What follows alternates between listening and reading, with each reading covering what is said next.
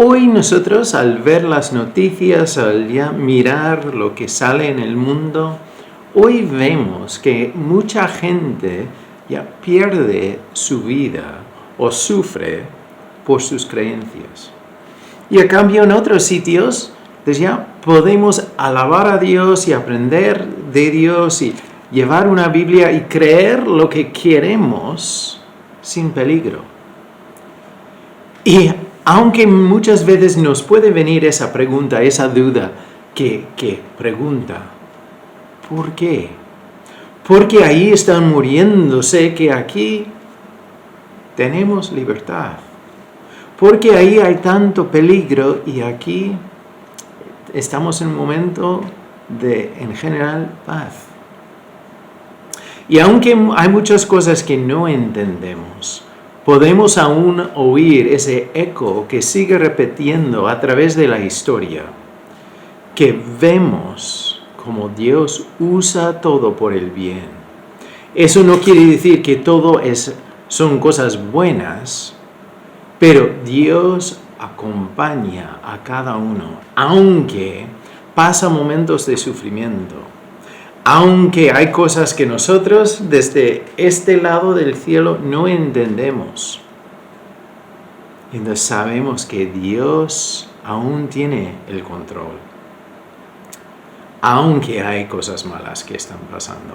Dios sigue obrando y usando todo para que más gente vea que nosotros, todos nosotros, tenemos una necesidad, que necesitamos a un Salvador y que Dios aún nos ha dado tiempo para poder responder.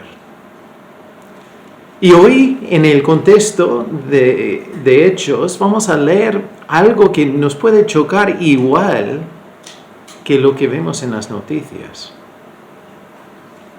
Y habíamos leído hace varias semanas que, bueno, esto sale en el capítulo 9 de Hechos, el versículo 31, después de la conversión de Saulo, dice: entonces las iglesias tenían paz por toda Judea, Galilea y Samaria, y eran edificadas, andando en el temor del Señor, y se acrecentaban fortalecidos por el Espíritu Santo.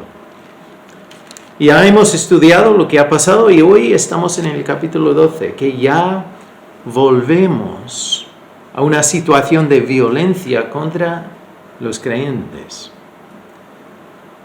Y si estás leyendo o viendo este vídeo y dices, pero mira, los creyentes siempre causaban problemas, siempre se enfrentaban al sistema, entonces, en este caso no vemos que están haciendo nada malo. Pero siempre el enemigo se opone a la obra de Dios. Desde el principio. Y sigue haciéndolo. Y incluso en los cortos que he subido, pues hemos hablado de que nuestra batalla no es contra la carne y sangre. No es contra otro hermano, otra persona, otro ser humano. Entonces, la batalla en el día a día es contra el mismo enemigo, que usa muchos detalles que vemos en nuestras vidas. Pero Él es el que está peleando para intentar romper, desanimar, destruir, dividir, separar. Entonces, desde el principio ha querido hacer lo mismo. Entonces, ahora estamos en el capítulo 12 y dice: en aquel mismo tiempo, recordando que los creyentes ya habían decidido recoger una ofrenda para enviar a Jerusalén, para ayudar a los creyentes allí con el tema de hambre que venía. Bueno, como decía en el texto, gran hambre que venía. Entonces dice en el 12, en aquel mismo tiempo el rey Herodes echó mano a algunos de la iglesia para maltratarles. Entonces, vemos que el rey de los judíos empieza a buscar cómo causar problemas para los creyentes, para romper, para desanimar, para destruir este movimiento. y mató a espada a Jacobo, hermano de Juan. Entonces este no es el medio hermano de Jesús, es ya el hermano de Juan, que su nombre era los hijos del trueno. Pero entonces ya le mata. Y dice, y viendo que esto había agradado a los judíos, procedió a prender también a Pedro. ¡Qué chocante! Ver que el rey hace algo malo, mata a un inocente y maltrata a otros, y ver que la misma gente, o sea, gente con sangre judía, están a favor de lo que hace. Pero así vemos la división que había entre los judíos y los judíos que se habían convertido a ser seguidores de Jesús. Entonces había una división, un odio, una separación. Y vemos el fruto de eso. Y después dice, entonces ya había prendido también a Pedro, eran entonces los días de los panes sin levadura. Y habiéndole tomado preso, le puso en la cárcel, entregándole a 4 grupos de 4 soldados cada uno, para que le custodiasen, y se proponía sacarle al pueblo después de la Pascua. Así que Pedro estaba custodiado en la cárcel, pero la iglesia hacía sin cesar la oración a Dios por él. Entonces, vemos la situación, claro, Herodes, y al ver el resultado y ya la reacción de los judíos, los líderes, y los judíos que vivían en ese entorno, entonces quería hacer más, quería aprovechar. Y así también podía tener más apoyo a su reino. Entonces ya coge a Pedro. Pero ahora, por ser parte de la Pascua y ya el tema de la fiesta de panes sin levadura, entonces ya tenía que esperar. Pero ya tenía la intención de matarlo también. Entonces ya para animar al pueblo judío aún más. Entonces está ahí guardado, con un grupo de 16 soldados que ya iban por turnos. Pero, entonces ya de repente un contexto otra vez que sin esperanza, que ya el gobierno y el mismo pueblo ya va a por los judíos que ya eran creyentes. Entonces Pedro está ahí en la cárcel durante esta fiesta, que es curioso porque esa fiesta es una fiesta dedicada a recordar cómo Dios había sacado al pueblo judío de la esclavitud en Egipcio, y después el tema de la fiesta de panes sin levadura, de recordar la provisión de Dios y también la pureza espiritual necesaria para el pueblo, para los elegidos. La imagen de sin levadura era ya ser puros, humildes, también un pueblo que dependía de Dios. Pero ahora el contexto donde estaban no es lo mismo. Están celebrando y en teoría recordando la obra de Dios, pero no. Simplemente celebraban una fiesta.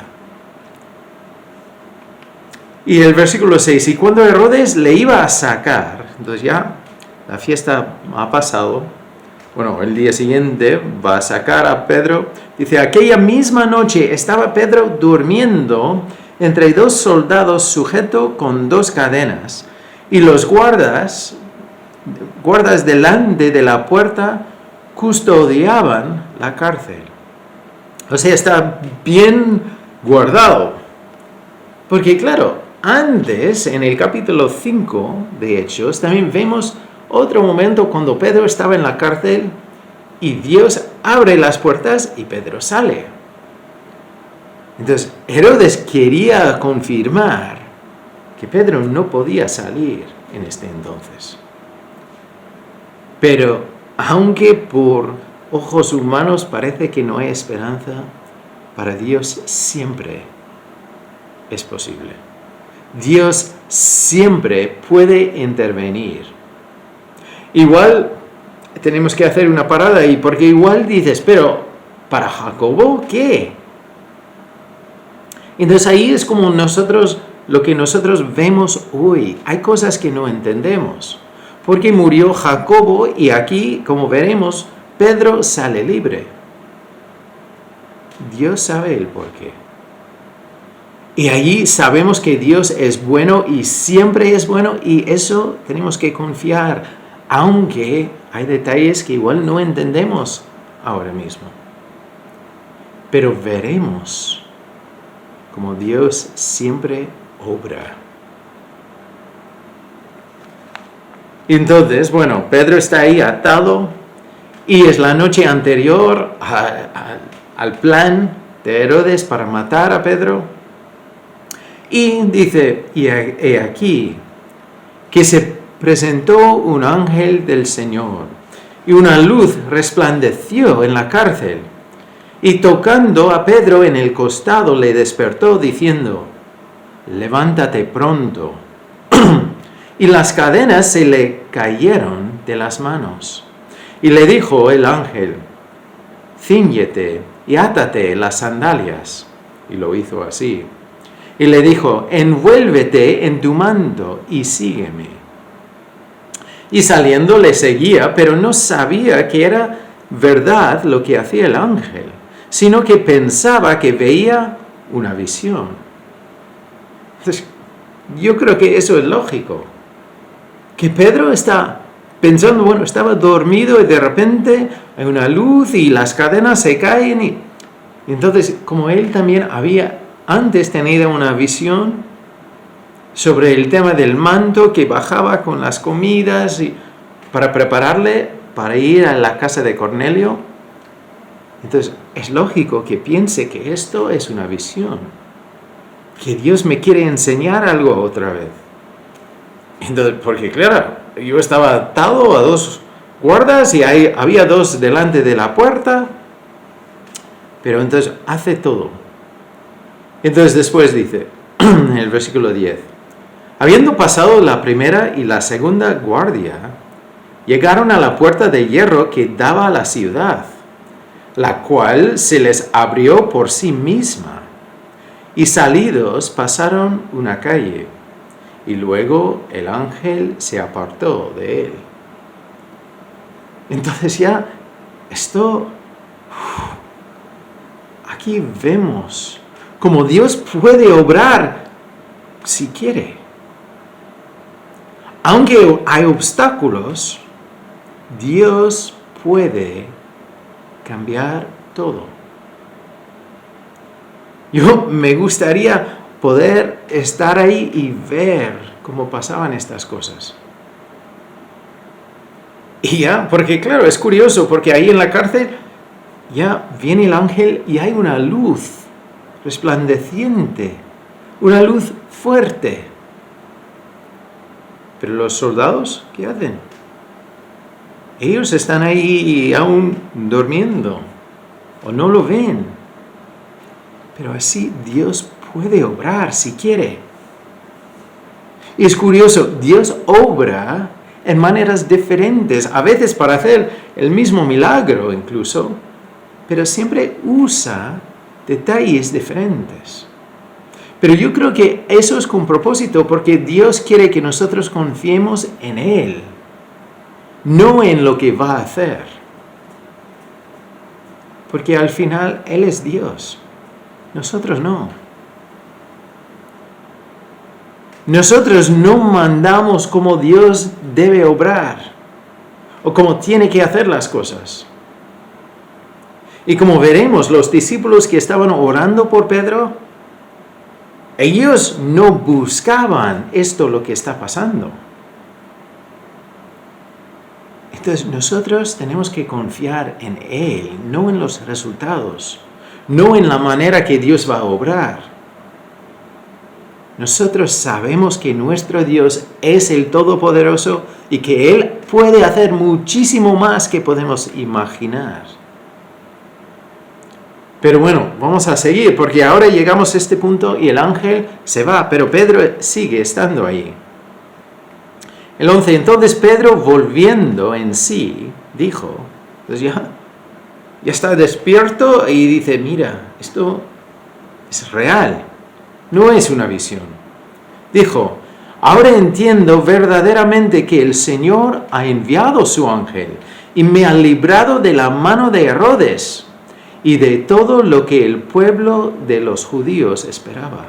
O sea, Dios ha mostrado que tiene el control y tiene el poder. Me ha librado de todo lo que Herodes y el pueblo quería hacer. El 12. Y habiendo considerado esto, llegó a la casa de María, la madre de Juan, el que tenía por sobrenombre Marcos, donde muchos estaban reunidos orando. Entonces vemos que aún ellos estaban ahí orando. ¿Y nosotros realmente pasamos tiempo orando así? ¿O ya es como tirar una frase y ya está? Pero aún así tenemos que ver cómo oran. Pero seguimos. Entonces llega a la casa y ellos están ahí orando. Cuando llamó Pedro a la puerta del patio, salió a escuchar una muchacha llamada Rode, la cual, cuando reconoció la voz del Pedro, de gozo no abrió la puerta, sino que corriendo adentro dio la nueva de que Pedro estaba a la puerta.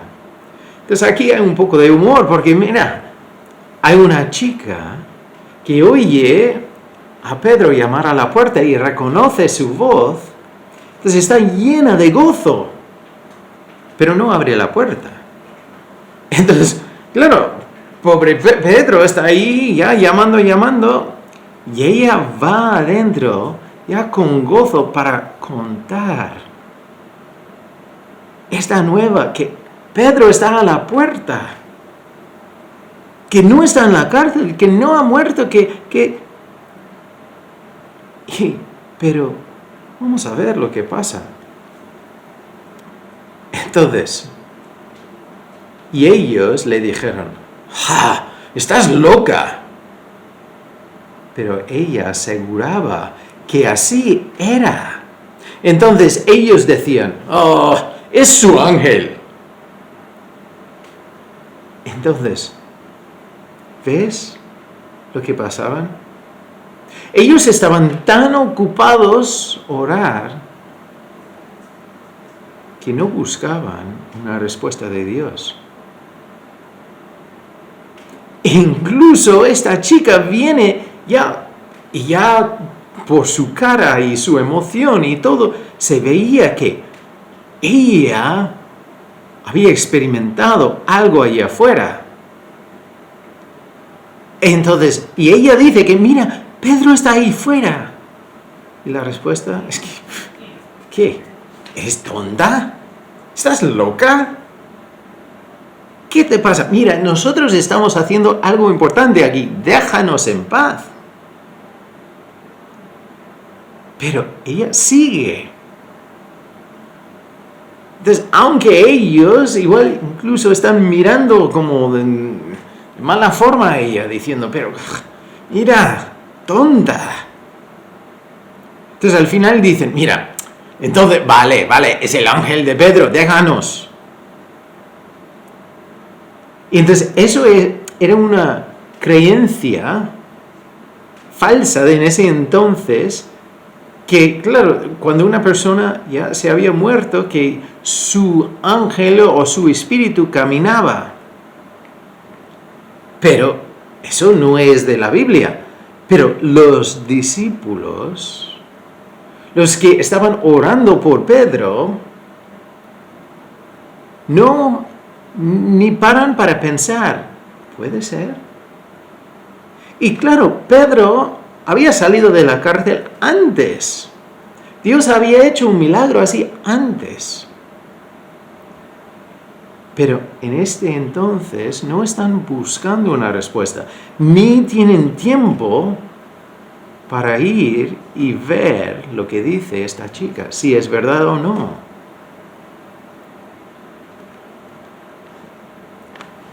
Eso me llama mucho la atención.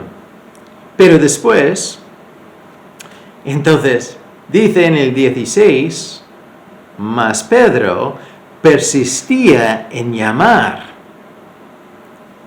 Entonces, qué bueno que Pedro no decía, vale, entonces, como son tan cabezotas que yo me voy a otra cosa, a otro sitio.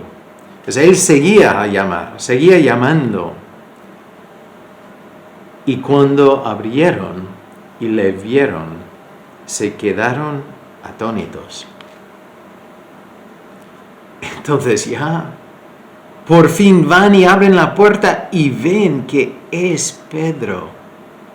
Lo imposible ha sido posible. Dios ha hecho algo, aunque ellos están ahí en shock. No lo pillan aún.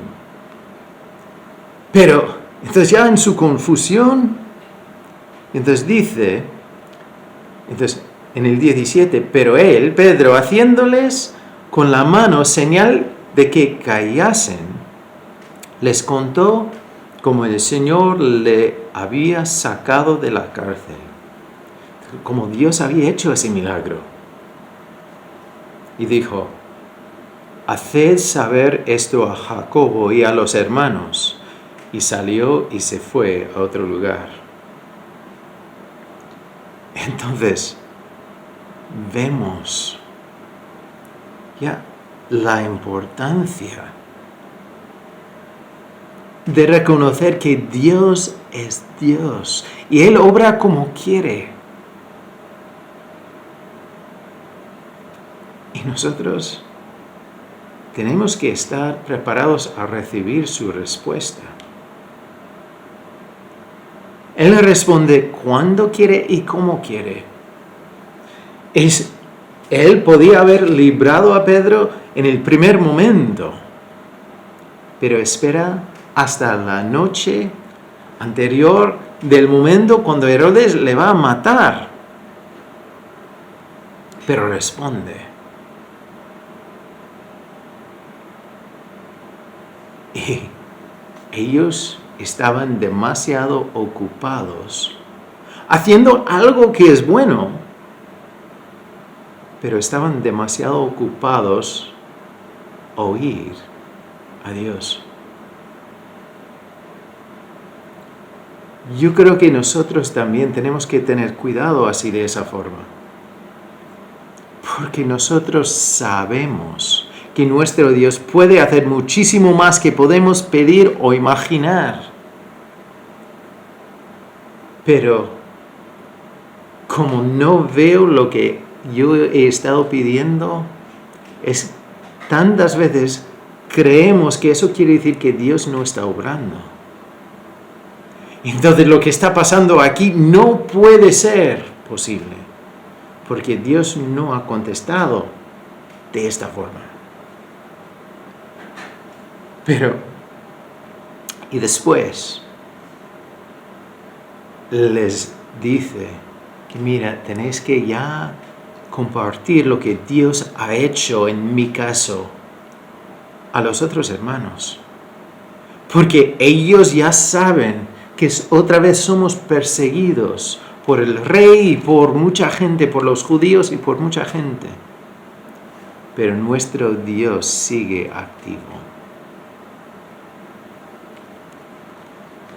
Y después dice, el 18, luego que fue de día, hubo no poco alboroto entre los soldados sobre qué había sido de Pedro. O sea, es curioso como a veces como las palabras que usa en la Escritura para presentar el concepto, pero vemos que fue un caos.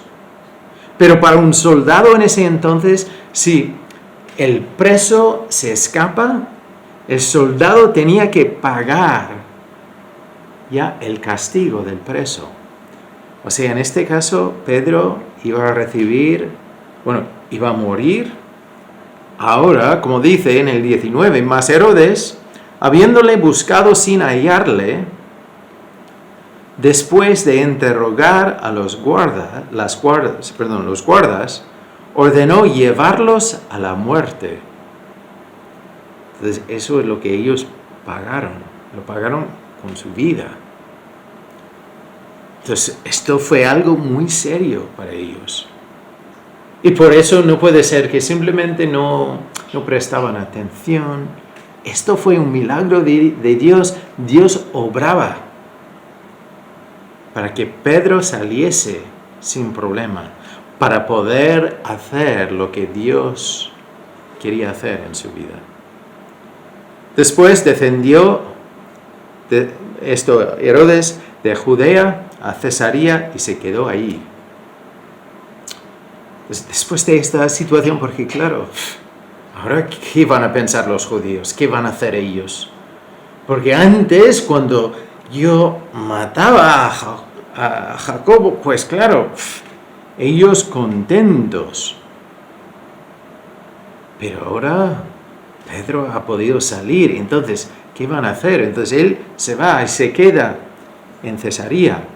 Y dice en el 20, Herodes estaba enojado contra los de Tiro y de Sidón, pero ellos vinieron de acuerdo ante él, y sobornado, Blasto, que era camarero mayor del rey, pedían paz, porque su territorio era abastecido por él del rey.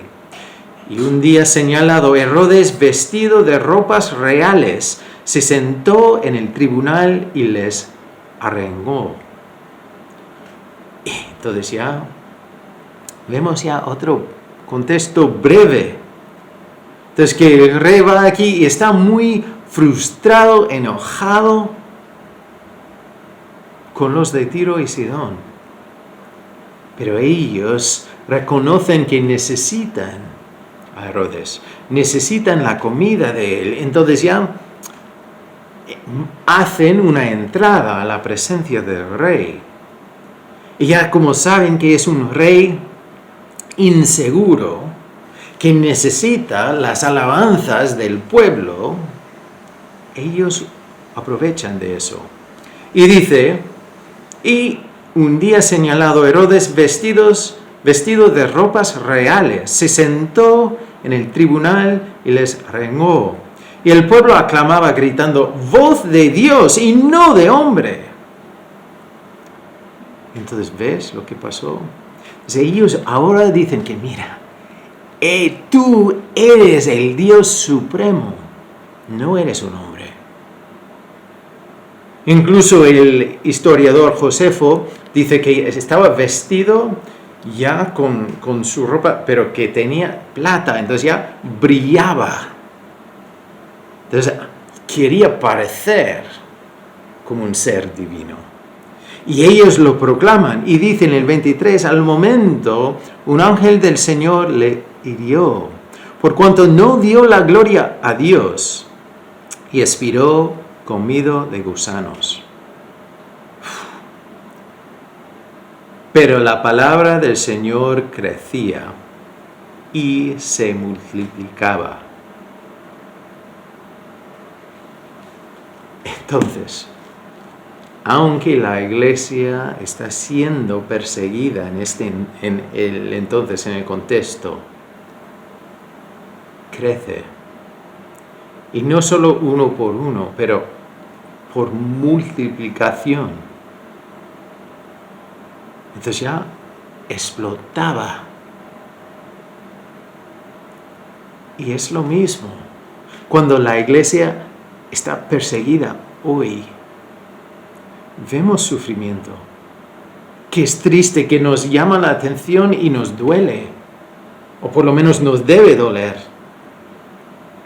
Pero a la vez vemos que la iglesia crece, que el Evangelio llega más allá, que va a sitios donde antes no llegaba, que entra en casas donde no podía entrar. Entonces, nosotros en nuestro contexto, yo quiero animarnos a hacer varias cosas con este texto. Recordar, como he hecho referencia varias veces a un versículo, dos versículos que salen en Efesios, es 3, 20 y 21, dice, y aquel que es poderoso para hacer todas las cosas mucho más abundantemente de lo que pedimos o entendemos, según el poder que actúa en nosotros, a Él sea gloria en la Iglesia, en Cristo Jesús, por todas las edades, por los siglos de los siglos. Amén. Que eso sea nuestra perspectiva. Nuestro Dios es así. Que Él puede hacer mucho más que podemos pedir o imaginar o entender. Entonces, debemos orar con fe. Pero con fe quiere decir que estamos orando confiando en Dios y en lo que Él quiere hacer. Porque sabemos que Él siempre es bueno, siempre es fiel, es el Todopoderoso. Puede hacer muchísimo más que podemos pedir o imaginar. Entonces confiar en Él y dejarle a Él ser Dios, no decirle cómo tiene que obrar. Y después seguir orando y estar preparados para ver su respuesta. Y si nos dice, espera, es esperar. Y si no contesta como nosotros queremos, es seguir confiando en Él, porque Él sabe mejor. Y si Dios nos envía a alguien que dice, mira, Dios ha obrado, pero ya en otra forma. Es escuchar, ver, por lo menos ver la evidencia. Y si es obra de Dios, nunca debemos de estar demasiado ocupado oír a Dios. La oración no solo es hablar con Dios, es reconocer que estamos en su presencia y dejarle a Él hablar con nosotros. ¿Qué tipo de conversación es si hablo todo el tiempo? Entonces, eso no es relación, eso no es conversación. Y Dios quiere vivir en relación con nosotros, en conversación. Entonces te animo a parar también para escuchar. Y si estás en un momento de sufrimiento, si tú ves en un lado que gente muere por su fe, o está siendo maltratado y tú no, y no entiendes la diferencia, en un lado te animo a orar por esas personas. Porque nuestro Dios es el Dios de lo imposible. El Dios que puede quitar las cadenas, que puede abrir puertas sin tocarlas. Puede hacer, otra vez lo digo, mucho más que podemos imaginar. Y seguir a Jesús tiene un coste. Pero sabemos que el final de esta vida es el comienzo de la siguiente, de estar con Él en el cielo para siempre. Por eso nos dice, no debemos temer al enemigo en este mundo. Porque lo peor que nos puede hacer es quitarnos la vida. Y eso, como Pablo dice, morir es ganancia. Porque ya es un cerrar de los ojos aquí y abrir de los ojos allá. En el cielo, con las cosas como deben de ser, en presencia de nuestro Dios de amor, que nos amó tanto que dio su vida en la cruz para nosotros. Si tú hoy tienes una duda o si tú estás sufriendo y necesitas oración, nosotros queremos orar, queremos apoyar, queremos dar consejo o compartir más de la Biblia contigo. Entonces envíanos un mensaje si tienes una necesidad. Y para nosotros como Cuervos sería un placer poder apoyar y responder. Porque nosotros nos necesitamos y somos mejores juntos. Bendiciones y nos veremos muy pronto.